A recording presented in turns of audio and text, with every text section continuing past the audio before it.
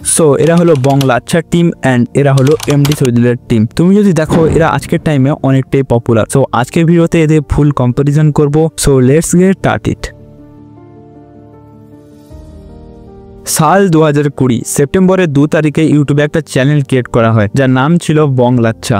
এই কথা থেকে অজানা এই চ্যানেলটা একদিন বাংলার সেরা ফানি ইউটিউব চ্যানেল হবে। এই কাহিনীটা হলো বাংলার সেরা ফানি চ্যানেল বংলাচ্ছা। সাল 2020-তে যখন ইন্ডিয়ায় করোনায় সবাই বন্দী, তখন ইনকামের রাস্তা বন্ধ হতে থাকে। আর ওই সময় ইনকামের একটা রাস্তা ছিল, সেটা হলো ইউটিউব। আর ঠিক ওই সময় বীরভূমের বিদ্যাপুরের 7 জন মেম্বার 2 সেপ্টেম্বর একটা ইউটিউব চ্যানেল ক্রিয়েট করে যার নাম রেখেছিল বংলুচ্ছা, যাদের মধ্যে ছিল অমর মন্ডল, সুদীপ্ত মন্ডল, চঞ্চল মন্ডল, সুমন মন্ডল, অশোক মন্ডল, আদিত্য মন্ডল ও রাজকুমার সাউ। আমার নাম হলো অমর মন্ডল। আমার নাম সুদীপ্ত মন্ডল। আমার নাম রাজকুমার সাউ। নমস্কার, আমি একটা নাম বলে শোনাতে চাই। আমার নাম আদিত্য মন্ডল। আর আমার নাম চঞ্চল মন্ডল। আমার নাম অশোক মন্ডল। আমার নাম হলো সুমন মন্ডল।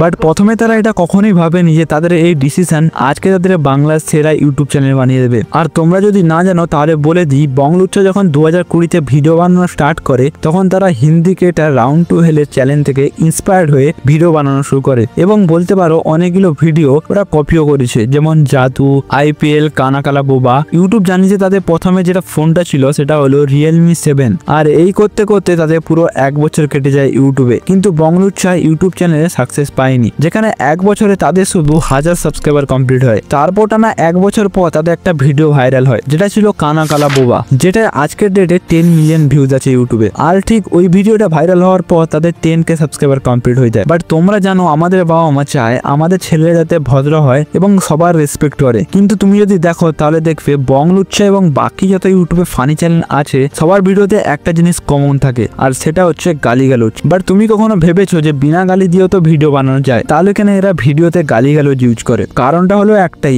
আজকালকার জেনারেশন একটু মশলাদার জিনিস দেখতে বেশি আগ্রহী। যেমন তুমি দেখবে বাংলা ইউটিউব কমিউনিটিতে কিছু এমন ক্রিয়েটার আছে যারা বছরের পর বছর ইউটিউবে কাজ করার পরও তারা সাকসেস পায়নি, বাট তাদের সাথে হয়ে যাওয়া একটা কন্ট্রোভার্সির পর তারা নিজের কেরিয়ারটাকে ঠিক সাজিয়ে নিয়েছে। ঠিক তেমনই বাংলা ফানি ইউটিউব চ্যানেলে যদি নর্মাল কন্টেন্ট বানায় তারা ওই সাকসেসটা পাবে না যেটা অন্য ক্রিয়েটার ক্রিঞ্জ এবং গালিগালোচ দিয়ে বেশি সাকসেস পাবে। কিন্তু বংলুচ্ছার টিম যখন ইউটিউবে ভিডিও বানানো শুরু করে তখন তাদের ভিডিওতে ওই গালিগালাজ ইউজ করতো, কারণ ওদের লোকাল অডিয়েন্সদের রিলেটেবল হওয়ার জন্য। কিন্তু ওই টিমে যতজন মেম্বার ইউটিউবে ভিডিও বানাতো ততজনের ফ্যামিলি এবং গ্রামের লোকেরা ওকে কোনোদিন সাপোর্ট করতো না। এমনকি বংলাচ্ছার টিমরা একটা ভিডিওতে বলে যে তারা একটা ভিডিও আপলোড করার পর তারা বাড়ি থেকে বের হতো না।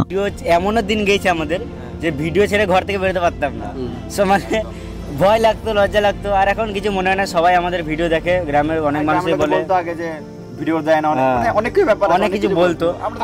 আর যারা আগে বলতো তারা এখন বলে কবে ভিডিও ছাড়ছিস, তারা চাই ছাড়, কি নিয়ে ভিডিও আসে, এইসবই। আর আমরা কারো প্রথম দিকে কারো কেয়ার করি নাই, কথাই শুনি নাই, নিজের কাজ করে গিয়েছি। যদি লোকের কথা বেশি শুনতাম তো মনে হয় না এই জায়গাতে আসতে পারতাম। এবং যখন ওদের চ্যানেলে 50,000 সাবস্ক্রাইবার হয়ে গেছিল তখনও তারা লজ্জায় ঘর থেকে বের হতো না, কারণ ওই টাইমে ইউটিউব তেমন ভালোভাবে কেউ জানতো না। বাট তাদের কঠিন পরিশ্রমে যখন তাদের ইউটিউব চ্যানেলে 1 লাখ সাবস্ক্রাইবার কমপ্লিট হয়ে যায় তখন সে তার গ্রামের কিছু জনদের একটা চিড় দেয়, যেটার ফলে গ্রামের লোকেরা যারা তাদের সাপোর্ট করতো না তারাই তাদের ভিডিওর জন্য অপেক্ষা করে। Clip add.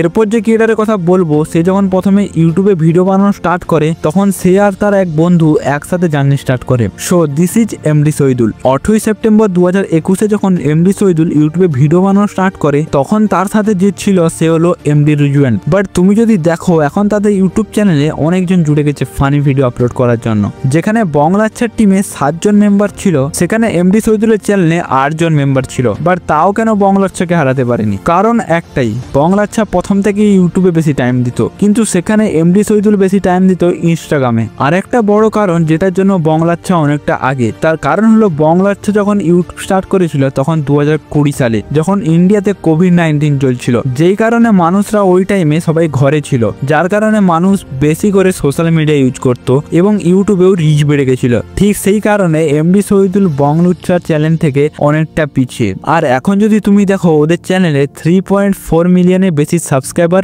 এবং 48,56,00,000 বেশি ভিউজ গেইন করেছে পুরো ইউটিউব চ্যানেলটায়। আর তুমি যদি এমডি শহীদুলের চ্যানেলে দেখো তাহলে ওর চ্যানেলে দুটো চ্যানেল আছে যেটা 2 লাখের বেশি সাবস্ক্রাইবার আছে আর 12 মিলিয়ন ভিউজ গেইন করেছে। আর নেক্সট চ্যানেলটা যেটা ব্লগ আপলোড করা হয় সেটা 15,000 সাবস্ক্রাইবার এবং 1 লাখের বেশি ভিউজ গেইন করেছে। বাট তোমরা কখনো এটা ভেবেছো যে এমডি শহীদুলের চ্যানেলে যে মেন হেড সে হলো এমডি শহীদুল, বাট বংলাচ্ছার মতো এত বড় ইউটিউব চ্যানেলে মেন হেড নেই কেন? দেখো আমার মতে কাউকে যদি টিমে হেড বানিয়ে দেওয়া হয় তাহলে সে নিজেকে একটু বেশি ভাববে আর তাদের টিম বেশি দিন শক্ত থাকবে না। কিন্তু তাও টিমে একজন হওয়া উচিত যে টিমটা দেখাশোনা করবে, যেটা বংলাচ্ছার টিমে সব মেম্বাররাই করে। দেখো এমডি শহীদুল আর বংলাচ্ছার টিমের মধ্যে দুজনেই নিজের ফেস ভ্যালু বানিয়েছে, কেননা ওরা এখন যাই আপলোড করবে ওদের অডিয়েন্স ওটাই দেখবে। দেখো মেবি আমার মতো হয়তো অনেক ক্রিয়েটার আসবে যে হয়তো তোমাদের অনেক বেটার কোয়ালিটির কন্টেন্ট প্রোভাইড করবে, যেটা এখন ইউটিউবের নর্মাল ব্যাপার। যেমন যদি তোমার ফেভারিট ইউটিউবার কোনো পোস্ট না করে তার বদলে আরো 10টা ইউটিউবার আছে যে কিছু না কিছু পোস্ট করে দেবে। যাই হোক, বংলাচ্ছা এবং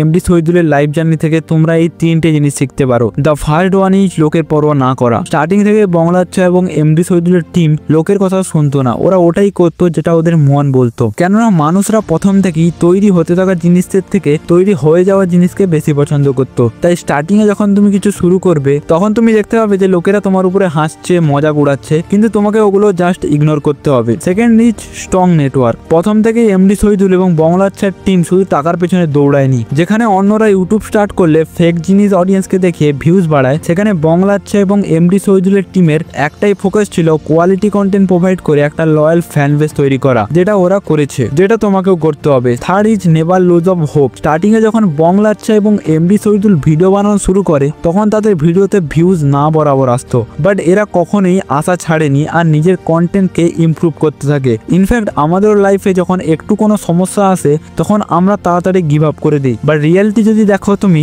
দেখবে ওই টাইমটা একটা পার্মানেন্ট সিচুয়েশন হয় না, জাস্ট কিছু সময়ের জন্য হয়। আমাদের মতে এখানে দুজনই পরিশ্রম করে এখানে এসেছে, কিন্তু বংলাচ্ছার টিম এমডি শহীদুলের থেকে অনেকটা এগিয়ে। এবার তোমরা কমেন্টে জানাও কে বেস্ট। বাকি দানিশ জায়ানের লাইফ স্টোরি ব্যাপারে জানতে চাইলে এই ভিডিওটাতে ক্লিক করো। তোমার সাথে স্টোরি কিং বয় দেখা হচ্ছে ওখানে।